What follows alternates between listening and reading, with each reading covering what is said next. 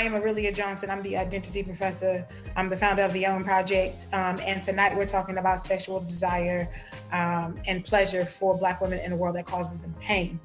And what I was saying before I was so rudely interrupted is that I'm going to take a different approach to this lecture tonight, because I think it is extremely important that we have a conversation etymologically when it comes to looking at desire and identity and pleasure. So if you look at the words Black woman, Black is the adjective which then names, describes the noun woman, right? Black acts as an identifier. It is a category. It is the way in which we group one population of people against another. We know that Black as an identifier is an opposition. It is a negation. It ensures that the concept of white and whiteness can exist, because you could not have a white people if there were no Black people. That's number one. We also have to think about what the word Black does when it is used to describe the word woman, right? There is a psychological response. There is a mental response that happens. There's sometimes a physical response that happens when you then imagine what the woman looks like when you add the word Black. Let's be very clear about that. The other thing is, it's like Blackness itself, not only does it produce a visceral response, especially when it is tied to gender, like woman and trans and man, but then it also causes this type of response when you are imagining these individuals, or you're perceiving these individuals based off of socially created stereotypes, right? So when you're talking about sexual activity of Black women, there's a long history that comes along with being Black in America, and then intersecting that with the concept of sex and sexual intercourse, sexual activity, especially when you're talking about the stereotypes of the mammy, the Jezebel, the Sapphire, and the welfare queen. And so I think that for tonight, we have to recognize that history and understand that there's a lot of things that are happening when it comes to Black women being able to readily access pleasure and desire, right? Because even to experience pleasure, right, that's a revolutionary act. That's a very radical thing for some Black women in America, because all of these socialization agents and institutions have beat in the subconscious psyche, or in the mind of these women, that they do not deserve, in fact, to experience pleasure. They do not deserve to desire, or to be desirable, or to be desired. And so when you look at the word desire, which comes from the Latin, which means to wish, to want, to like, to long, there's the old French word désir, which means to long for, to miss, to regret, to feel. And now the English word says to feel for something that is lacking. And so when you're talking about desire, is something that you want. And at the center of desire, when you're looking at the word etymologically, you're talking about hope. Like, in essence, you are hoping for something. You are waiting for something. You are wishing that something happens. And so when you're looking at the history of Black women in America, and women of color in America, indigenous women, Latinx women, when you're looking at, Japanese women, when you're looking at Chinese women, when you're looking at Haitian women, Dominican women, all of these women of color, there is always a longing or a hope for something good to happen. But if you read, Atlas Walker's works, if you read Toni Morrison's works, if you listen to Nina Simone, if you listen to Ella Fitzgerald, if you look at the history and the story, the biography of Billie Holiday, there's a lot of pain embedded with these women. If you talk to your own women, your grandmothers and great grandmothers and great aunts and mothers, there's a lot of pain associated with the lives of these women, because that the Black adjective working with the noun woman, the word woman, which is a noun, it creates this whole experience that has to then be explained. And so I think that's extremely important when you're talking about identity. I hope that's clear. I know it's kind of like, I like to jump off edges about shit. You know what I mean? So it's like this. Let me make it plain.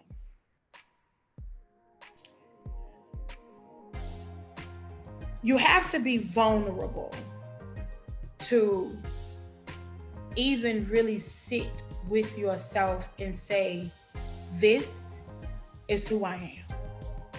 It takes a lot of reflection. It takes a lot of internal work. It takes a lot of honesty and truth. You have to take a risk to say, this is who I am and this is how I identify. And you can have multiple identifiers at one time. You don't have to just be one thing. What happens when you start intersecting constructs like race and gender and class and education and religion, there are a lot of practices and ideologies that are then imposed upon the individual and the varying identities.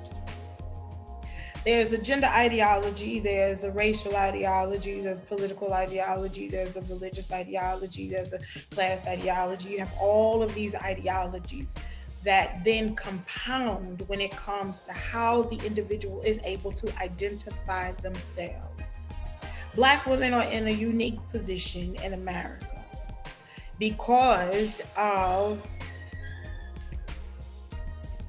how Black women came to be in America.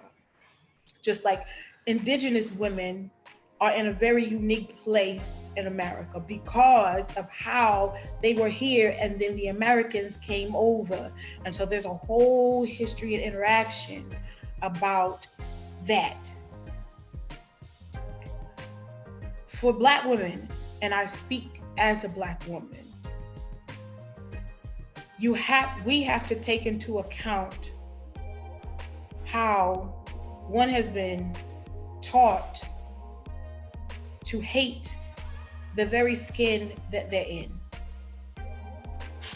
They're taught to hate Blackness. They are taught to hate their gender. They are taught to believe that they are deficient and that they are coming from a place of lack. And so because of that, you have to then go out and buy things, purchase things, shroud yourself in things that make you more socially acceptable. Because who you are and your uniqueness is the complete negation of what society says is the standard. Your pleasure has been limited because of how history has been used, is being used against Black female bodies. How that same history is used against bodies of females of color. And so, because of that, the very fact of being, how you determine how you're going to be, spills over into how you decide to please yourself, to please others, what you desire, and what you hope for. In the book, Beyond the Black Lady, by Lisa B. Thompson, she says that it is this cult of domesticity and womanhood which has emphasized piety, purity, and submissiveness that has had a negative impact on how Black women can even show up. Like, being subservient and docile and pious and submissiveness. These are traits that we have affixed to white womanhood. And white womanhood could not exist if black womanhood didn't exist. And so you have to have a negation in order to be the standard. White women can desire. White women can hope. White women can feel. White women can be pleased. White women can please others. White women can sit and revel in their pleasure, however which way they would like to, because of the simple fact that they have whiteness. But their gender, when it comes in, is another social construct. When it comes in, then it limits the amount of pleasure that they can engage in because they are women. So now if you think about how that goes along with black women in America who are dealing with negative stereotypes, that has a marketing industry and propagandized mediated messages about how they should show up, that limits how they can then experience and express what they desire and what pleases them. I hope I'm making sense. I can't, if I, want to talk about sex all day long, right? Well, of course, that's what she want to talk about. She want to talk about sex all day long. Look at that, she hypersexual. Oh, she's been married multiple times. God damn it, she must be some kind of Jezebel. She don't respect herself. Her children got different fathers and things, Oh, look at her. She got all these baby daddies. When it has nothing to do with who that woman is and how she identifies. There's a lot of judgment placed on black women being desirable and having desires, being found pleasurable and being able to please others, being able to experience pleasure. It's very limited. And so we have to look at not the symptoms, but we need to be looking at the causes of that. In the book that we're reading for book club, White Fragility, Robin says very articulately, the term identity politics refers to the focus on the barriers specific groups face in their struggle for equality. I can't even have sex equally. I can't even want something equally. Because in me wanting it, there's me hoping for it. And I have to always in the back of my mind think about that this shit may not even come to pass.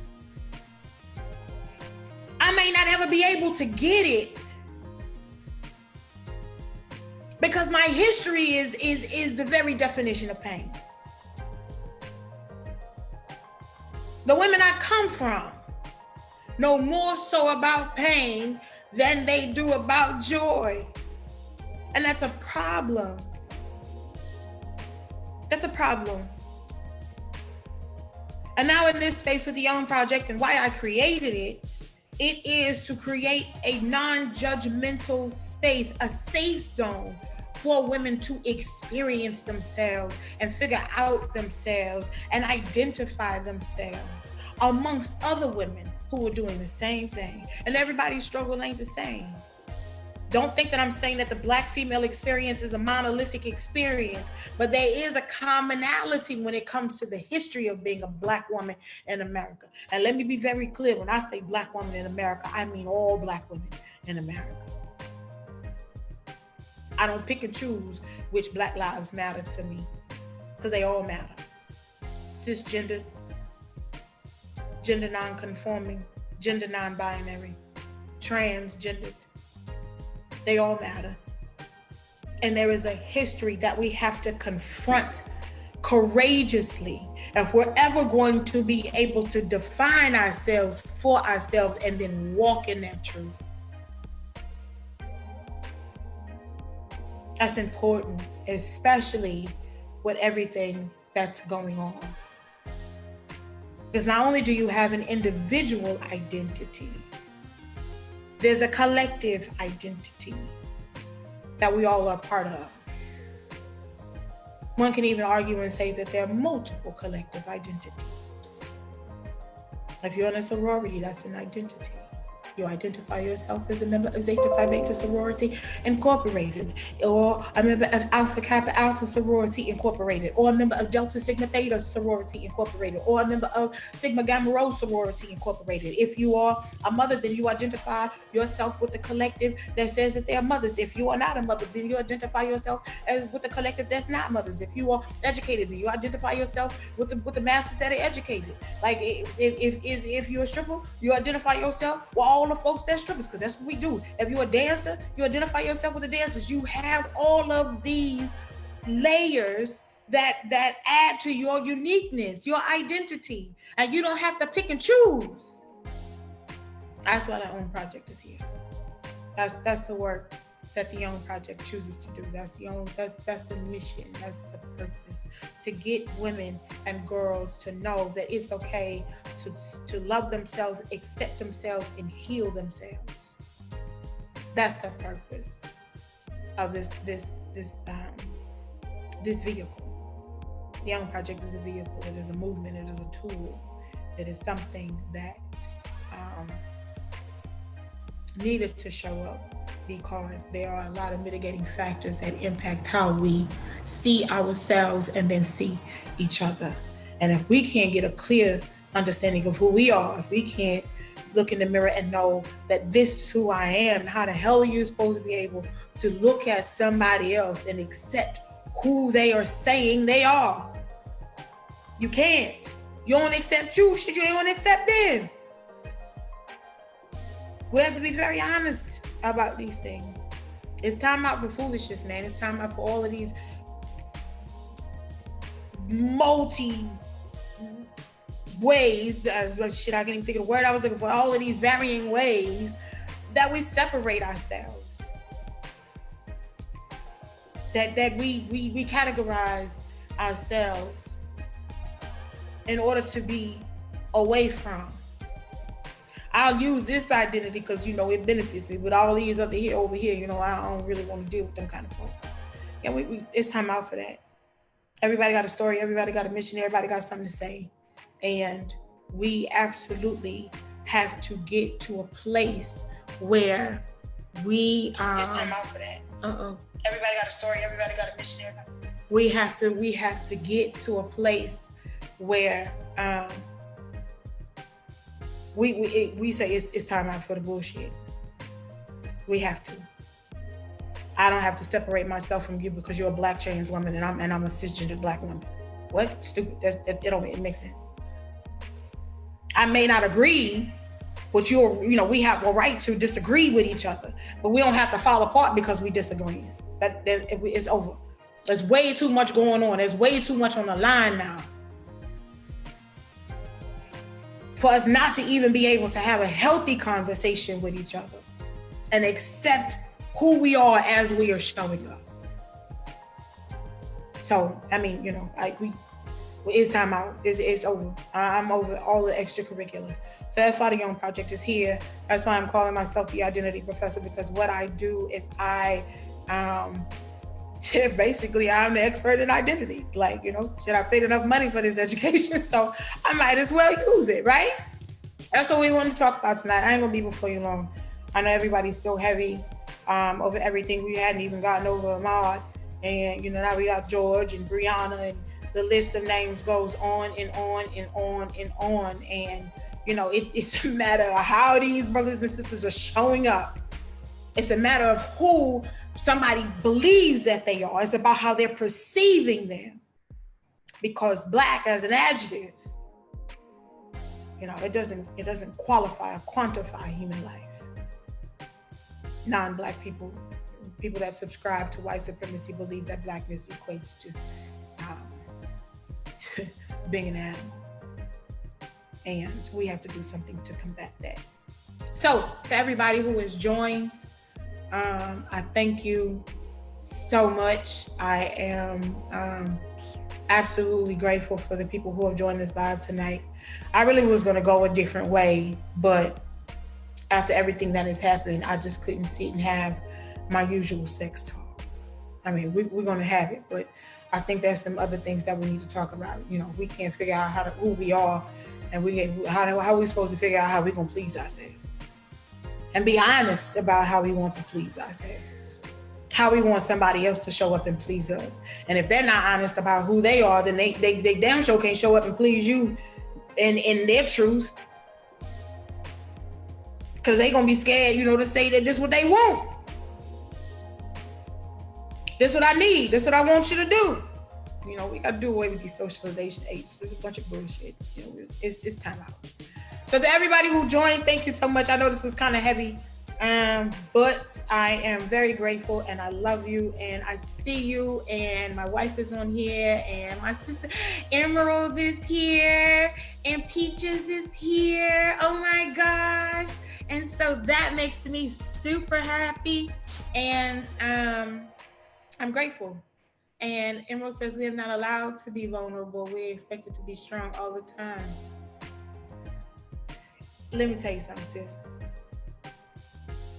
We have to give people the space to be vulnerable, because it takes a courageous and a strong to be vulnerable. It's easy to show up a copy. It takes a lot of work to show up as your unique self. This whole, the black woman is strong, the black woman hold it down, the black woman is, that's a bunch of bullshit. That is the way that the enemy, and I'm talking about white supremacy as a system, that is the way that the system creates these circumstances for people to have fucking mental breakdowns. I got to show up and be strong all the time and carry the world on my back, and I ain't got time to cry. People can't see me crying, and they can't even know that I have feelings. That's bullshit. That's why they're using black folks for target practice. That's why they like to lie to themselves and say, oh my God, you just don't, oh my God, you're still threatening. I can't even imagine going through that. You know what I'm saying? Like, it's crazy. It doesn't even make sense. It's insane. You know what I mean? Like, we have to afford Black people the spaces to be vulnerable. Vulnerability is necessary. And it keeps people sane. I don't know how many people, yesterday on the timeline, because of Mr. Floyd, said they couldn't sleep last night. Watched the video in tears. Yesterday, I cried. Everybody had this moment like, not again. Why does this continue to happen? We have to, because that's a part of our human capacity to be vulnerable. And we have to afford ourselves the opportunity to do that. And that's radical. That's a radical move, to be vulnerable. That's a form of resistance, vulnerability for Black folks in America. Because we've had to show up and carry other people's shit, and we ain't even had time to sort out our own. That's a form of resistance. That's one step toward being a liberated individual, a free individual, an intentional individual. And that's what this space is about. Like, the OWN Project is about vulnerability. It's about being able to show up and say, yo, like, I got this going on. Oh, I got this. Look at this mole. Look at this mark. Look at this pimple. Look at these stretch marks. Look at my belly. Look at my second toe. It's the same size as my big toe. My ass is flat. My nose is too wide. Like, girl, I got these things going on, and then somebody in the room saying, you too? Girl, me too. And then it being okay. But we don't afford ourselves those kinds of opportunities. Because we interact with, we're always chasing something, because we've been taught that who we are is deficient. And so we then try to mask it and cake and put all of this stuff on to show up and present, to look like it's something other than what it really is. It takes a lot of strength and a lot of courage to be vulnerable, especially in a society that's always telling you you are wrong. And I'm here to tell you, like June Jordan, wrong is not your name. Your name is your own. And the favorite line in the poem is, I don't know who in the hell set things up like this. I don't. I just know the system we facing. And I just have to do my part. And so that's really all I had to say tonight. I hope you liked it. If you haven't joined the book club, please join the book club. This is what we're reading right now, White Fragility, Why It's So Hard for White People to Talk About Racism by Robin DiAngelo. And Michael Eric Dyson did the foreword, and that's my dude. And then the other book that a lot of my ideas came from, especially when I was writing my master's thesis, is Beyond the Black Lady by Lisa B. Thompson. So that's all I got to say. I love you. Thank you so much for joining. I will talk to y'all later. Peace. We want to make sure that we stay connected. So in order to do that, we need you to give us a thumbs up, like our page, comment below, let us know what other content you want to know about, what other sociological ideas that you want us to be able to talk back and forth with, and make sure you hit the subscribe button and the bell so you get a notification every time we upload new content.